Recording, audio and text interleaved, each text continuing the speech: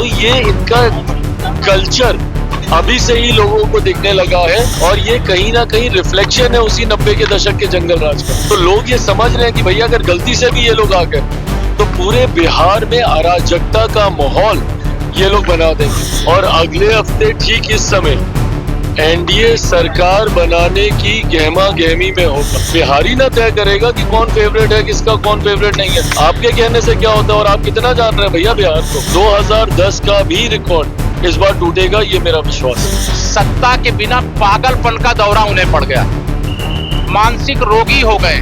जिसका मानसिक स्वास्थ्य ठीक होता है वह ऐसा काम नहीं करता है। लेकिन वास्तविकता क्या है, यह बिहार का बच्चा बच्चा बोल रहा है।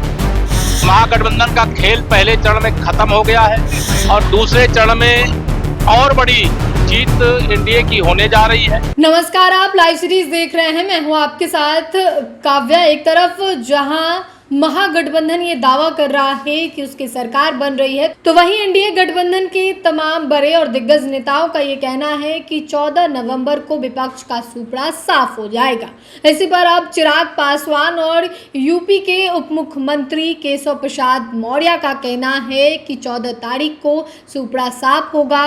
और वहीं चिराग पासवान ने यहाँ तक कह दिया है कि अभी तो उनकी सरकार भी नहीं बनी है, उनकी रैलियों में देखिए कैसे हुड़दंग होता है। आप खुद केंद्रीय मंत्री चिराग पासवान और यूपी के उप मुख्यमंत्री केशव प्रसाद मौर्य को सुने। महागठबंधन के लोग कह रहे हैं कि एनडीए के लोग केवल 35 सीट ही जीत रहे हैं पहले चरण में। हाँ तो भैया अगले हफ्ते इस समय जब हम लोग सरकार बना रहे होंगे तो इनको पता चल जाएगा, क्योंकि एक हफ्ते के बाद अब तो मात्र 6 दिन रह गए परिणाम में और अगले हफ्ते ठीक इस समय एनडीए सरकार बनाने की गहमा गहमी में होगा। हम लोगों की तैयारी चल रही होगी तो पता चल जाएगा भैया कि किसको 35 सीटें मिली और किसको सरकार बनाने का जनादेश जनता के द्वारा दिया गया है। ये तमाम बातें ना बौखलाहट दिखाती है। एक कारण मुझे बता दीजिए कि जनता क्यों महागठबंधन पे भरोसा करे। जिस तरीके से अभी सत्ता में आने से पहले ही राष्ट्रीय जनता दल इनके कार्यकर्ताओं के द्वारा जगह जगह हुड़दंग मचाया जा रहा है, अभी से लोगों को जिस तरीके से परेशान किया जा रहा है, चुनावी सभाओं में जिस तरीके से माहौल बिगाड़ा जा रहा है, छोटे छोटे बच्चों से कट्टा और कैसी कैसी बातें कहलवाई जा रही, तो ये इनका कल्चर अभी से ही लोगों को दिखने लगा है और ये कहीं ना कहीं रिफ्लेक्शन है उसी 90 के दशक के जंगल राज का। तो लोग ये समझ रहे हैं कि भैया अगर गलती से भी ये लोग आ गए तो पूरे बिहार में अराजकता का माहौल ये लोग बना देंगे। सड़क पे आपको हुड़दंग करते हुए आपको इनके कार्यकर्ता दिखेंगे। इस तरीके से ये लोग अराजकता का माहौल बना देंगे और बिहार की जनता ये जानती है। वहीं दूसरी तरफ एक सभ्य गठबंधन है, एक मर्यादा को निभाने वाला गठबंधन। मेरे प्रधानमंत्री जी केंद्र में नेतृत्व कर रहे हैं, मुख्यमंत्री बिहार में नेतृत्व कर रहे हैं, सिर्फ विकास की बात, सभ्यता से अपनी बातों को रखने वाला गठबंधन। तो बिहार की जनता के मन में 1% इस बात का संदेह नहीं है कि जब उनको चुनना है, पहले चरण में हम लोग 100 के करीब सीटों पर तो हम लोग वैसे ही पहुंच चुके हैं और अभी दूसरे चरण का मतदान होने दीजिए। 2010 का भी रिकॉर्ड इस बार टूटेगा, ये मेरा विश्वास है। हाँ अरे प्रभु, अगर इतने ही फेवरेट लग रहे हैं तो बुला लीजिए अपने राज्य में। बिहारी ना तय करेगा कि कौन फेवरेट है किसका कौन फेवरेट नहीं है। आपके कहने से क्या होता है और आप कितना जान रहे हैं भैया बिहार को। आप तो बिहार को बीड़ी के बराबर समझ रहे हैं और आपको तेजस्वी दिख रहे हैं। बिहार की जनता उनको पूछ नहीं रही है। अगर इतना ही आपको प्रेम हो रहा है तो इनको बुला लीजिए वहीं साउथ में, वहीं पे जाके प्रचार करवाइए।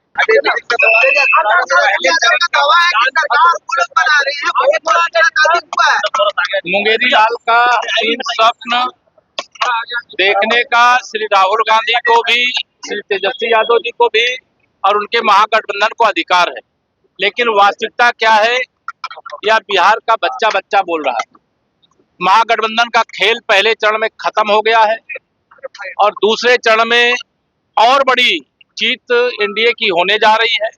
14 नवंबर को जो रिजल्ट आएगा, बिहार जंगल राज का जो 25 साल है उसको जब 2030 में हम लोग खत्म करके विकसित बिहार बनाने का काम कर लेंगे, यहाँ रोजगार के अनेक अवसर देने का काम कर लेंगे, तो यहाँ न कट्टा चलेगी, न बम चलेगा, न बंदूक चलेगी, न अपहरण का कोई उद्योग चलेगा और ये माफियागिरी सदा सदा के लिए बिहार से समाप्त हो जाएगी। कांग्रेस ने शेयर किया है सर, जिसमें एक महिला ने लोकसभा में महाराष्ट्र के मामले पर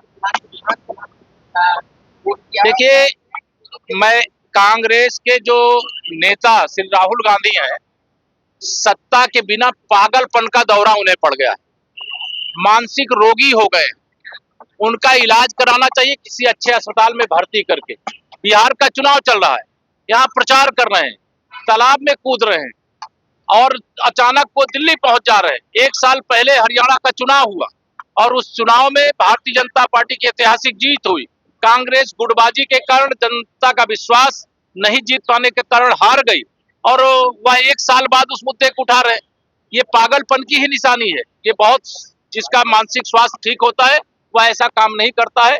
इसलिए मैं यही कहूंगा श्री राहुल गांधी जी का ठीक से इलाज करावें, क्योंकि वह इस समय सत्ता वियोग में पानी के बिना मछली की तरह तड़प रहे हैं। तो आपने केंद्रीय मंत्री चिराग पासवान को सुना और साथ ही यूपी के उप मुख्यमंत्री केशव प्रसाद मौर्य को भी सुना है। चिराग पासवान ने एक तरफ जहां आरजेडी के रैलियों में हो रहे हुड़दंग का जिक्र किया है और एमके स्टालिन के द्वारा जो बयान दिया गया कि तेजस्वी बिहार के सीएम बनेंगे, इस पर भी उन्होंने कहा है कि बिहार की जनता तय करेगी कि बिहार का सीएम कौन होगा।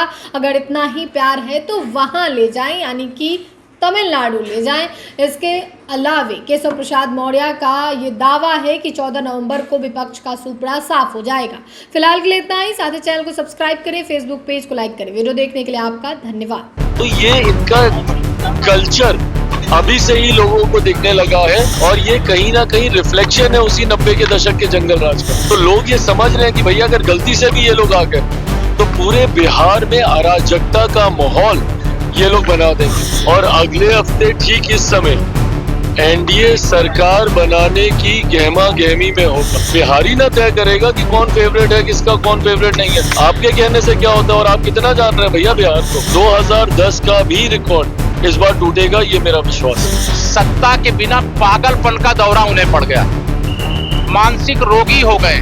जिसका मानसिक स्वास्थ्य ठीक होता है वह ऐसा काम नहीं करता है। लेकिन वास्तविकता क्या है, यह बिहार का बच्चा बच्चा बोल रहा है। महागठबंधन का खेल पहले चरण में खत्म हो गया है और दूसरे चरण में और बड़ी जीत एनडीए की होने जा रही है।